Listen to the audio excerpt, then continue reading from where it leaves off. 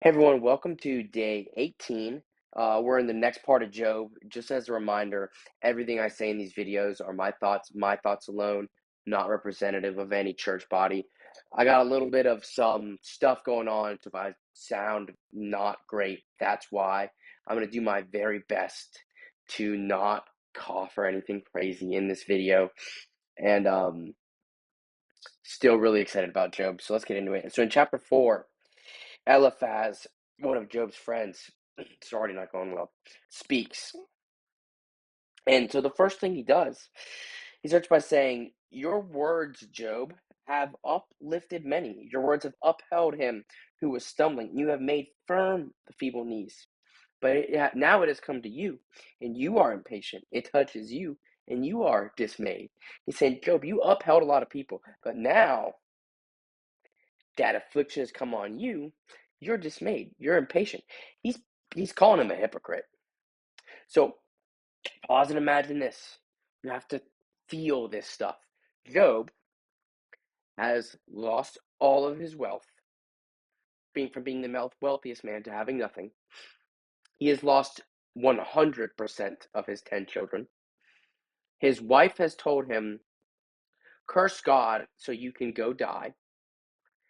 He's been afflicted with a horrendous skin disease, and he has this moment where he's laying in ash, scraping himself with a broken piece of pottery.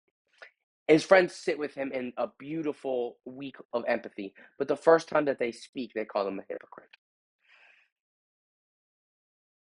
So, in verse 7, chapter 4, verse 7, we get the beginning of this retribution theology thing that we really need to discuss through Job.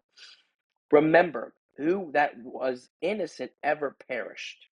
So we have this idea in Proverbs teaches this, that the man who fears God, the man who is righteous, is blessed.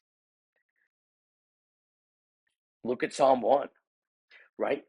Um, Job is kind of a counterbalance to that, right? It's saying, yes, that's generally true, but here we have Job, and we know now. Eliphaz doesn't know, and Job doesn't know, but we, the reader, know that Job is a blameless and upright man before God, and yet he certainly has not been blessed at this point, at least not in this moment right now.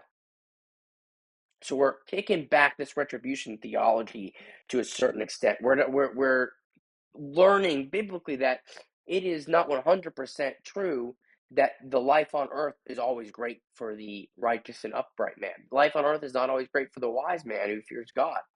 Um, we're learning that if you see affliction, that does not equal sinfulness.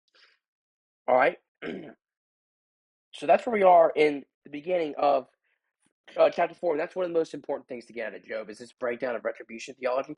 Jesus Christ is going to teach it again with the blind man, who it was not the blind man that sin that caused him to be blind, but it was for the purposes of God. We see that in Job very clearly. So Eliphaz receives a word from a spirit in a dream. A spirit glided past my face. The hair of my flesh stood up. It stood still, but I could not discern its appearance of form was before my eyes. There was silence. Then I heard a voice. All right. We know not all spirits are from God. Is this one? Okay. We Some of you may know, some of you may not know yet. We're going to find out. Yahweh is going to speak at the end of the book. And with chapter 4, verse 17, I really don't like the ESV's translation here. Read that as, can mortal man be more righteous than God? Okay. So that's what the Spirit is saying. And so he's getting Eliphaz, and Eliphaz is repeating this to Job to say, your transgression, something you did, has caused this. All right? He's saying this is a just retribution by God.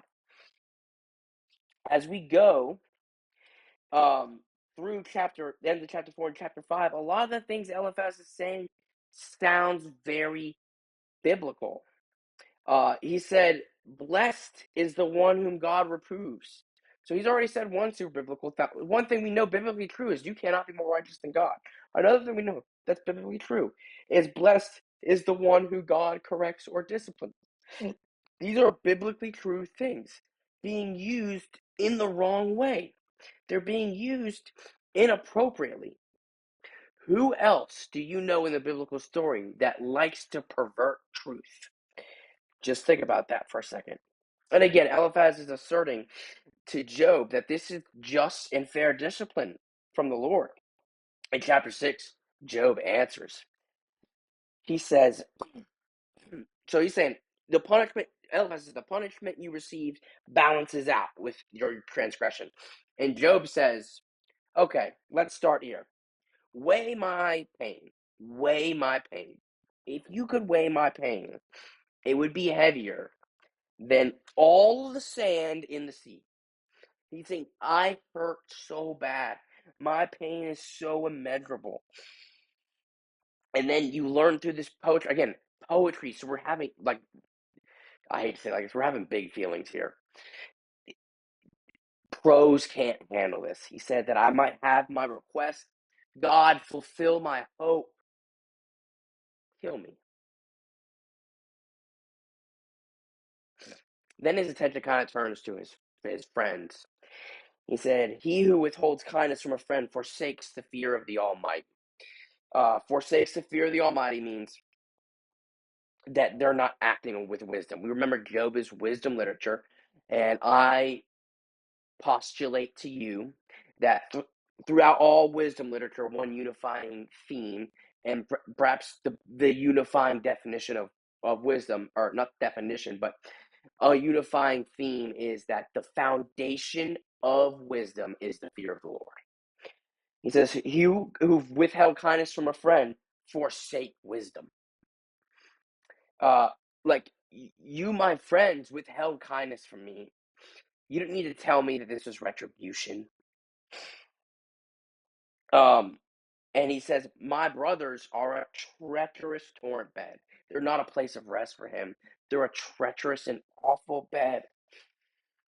So as we go down towards chapter 7, Job turns to lament God's attention on humanity. We don't have a God who mostly ignores us and occasionally bellows from Olympus.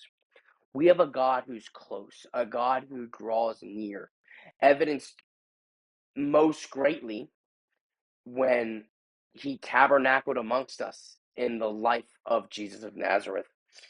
All right, so God is watching us. He's drawing near to us. And Job is lamenting God's attention on him. He says, as is man's life on earth not hard enough that you turn toward me and provide discipline to me? Is our life not hard enough?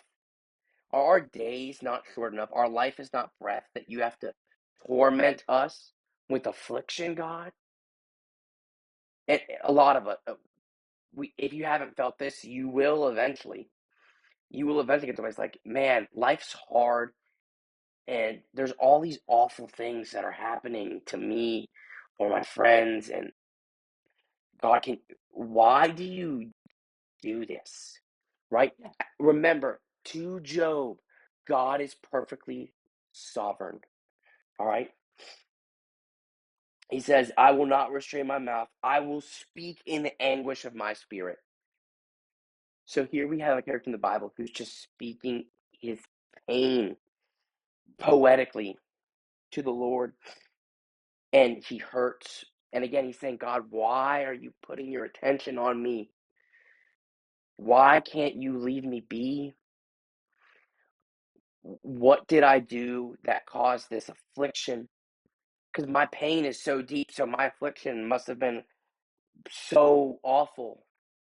He says in chapter 7, verse 16, I loathe my life. Some of us have felt that too. He wants God to leave him alone. He said, if I sin, what do I do to you? Like, what? What do I do to you, you watcher of mankind? Why have you made me your mark? Why have I become a burden to you? Why do you not forgive me? That's what Job's saying in the midst of his pain, in the midst of his belief that this is God's retribution on him, in his firm faith of the Lord's sovereignty, a great and beautiful thing. He's saying, God, why don't you look away from me?